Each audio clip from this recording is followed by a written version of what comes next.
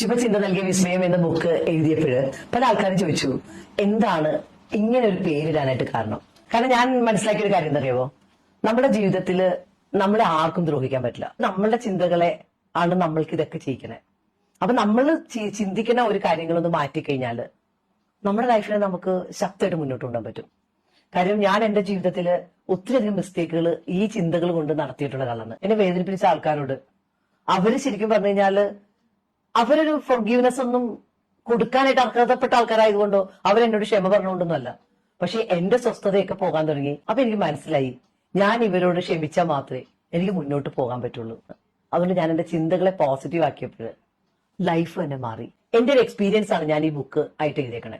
അപ്പൊ നിങ്ങൾക്കൊരു പോസിറ്റീവായിട്ട് മുന്നോട്ട് പോകണം എന്ന് ആഗ്രഹം ഉണ്ടെങ്കിൽ ഉറപ്പായിട്ടും നിങ്ങൾക്ക് ഇതിൽ കാണുന്ന നമ്പറിൽ ബുക്ക് ചെയ്യാം.